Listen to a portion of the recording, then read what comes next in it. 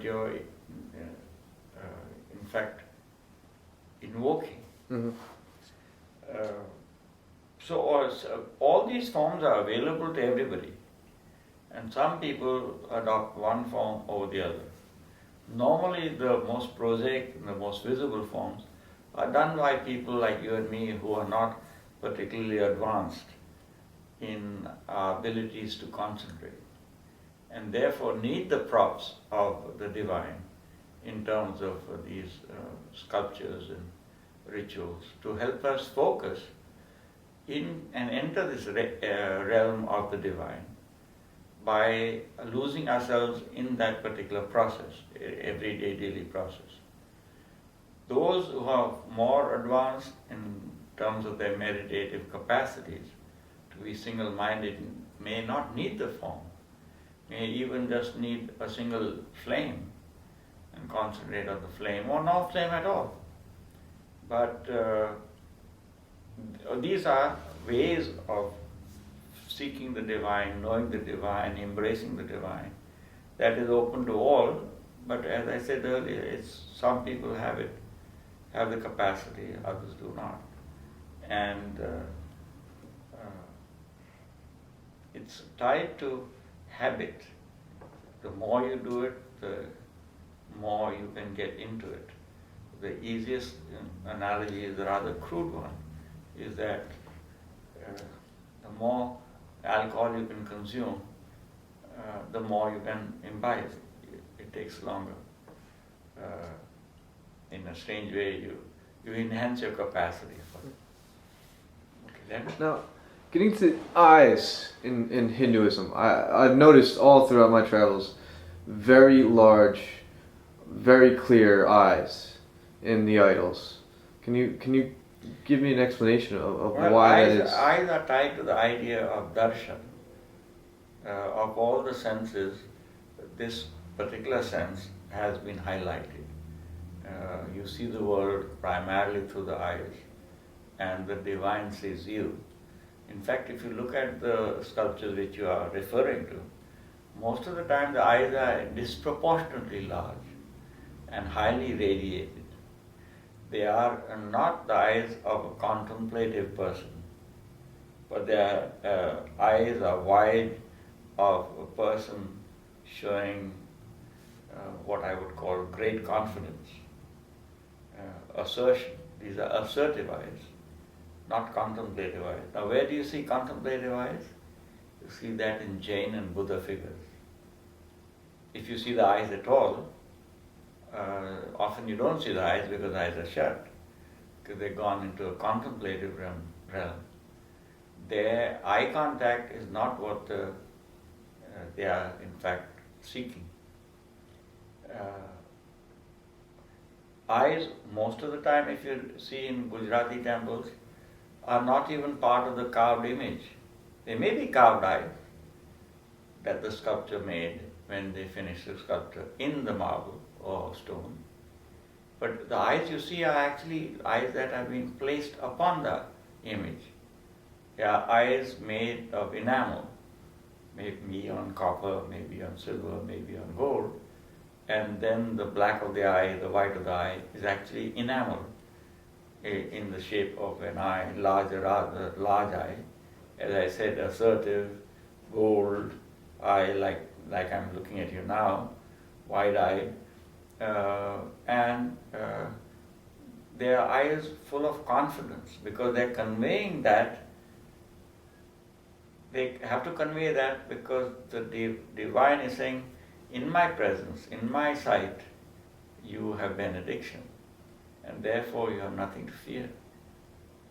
If the eyes of the god appear uncertain, if the eyes of the god appear doubtful, then they can't generate. There can't be any hesitancy in the eye. So this is how you would see them. You will see the different types of eyes. I've given you the eyes of the worshipped one, the divine. Whether male or female, these eyes are, at least in Gujarat, the same. They're large, disproportionately large to the face on which they're stuck. There are no eyelashes, for instance. But there are other types of eyes. If you look at the eyes of the animals, lions, eyes of the demons, these are normally eyes out of control. Eyes often out of control will seem bulging. Eyes of anger or wonder or fear that are to be housed in these other creatures. You may see contemplative eyes or no eyes at all in certain figures on temples where they are actual sadhus or hermits in a meditative pose in a mountain or somewhere else, placed in the circuit. And you will also see in the eyes of certain sculptures, celestial damsels and others, mischievous eyes, eyes that are alluring or beautiful, but they are not objects of worship. They are ideas of those are forms to be seen, contemplated, delighted in, but they are not objects to worship, nor are they seeking a worship. Their purpose is different. There may be other kinds of eyes than what I have in fact elaborated on now. By the way, it's interesting, this is just a side thing. When I went to Vietnam, I found, and I brought back lots of eyes. They have eyes which they use the same way on their divinity. So that, for instance, the eyes like Hindu gods and goddesses that are in the form of a ship, of a fish, those kinds of large eyes. But they also have round eyes. And they color the pupil. When the pupil is red, that's the eye of anger. Often lions and other things have, because they have many animals, they put the red eye to suggest that's a ferocious eye, the eye of anger. It will be in the eye of the lesser people who protect, guardsmen and things like that. And that the eyes that the deities have normally have pupils that are golden, and so they are more kinder. This was just told to me by the actual guys who make it, not by some priest telling me that's what they were saying. But I brought a whole bag of them. I think I even gave some to people, I can't remember. The eye, of course, is very important in Hindu worship, religion. No sculpture can become a god until its eyes are open. And there's a ritual in all Hindu temples, and maybe in others, maybe Jaina and Buddhist may also have it. I'm not certain about that.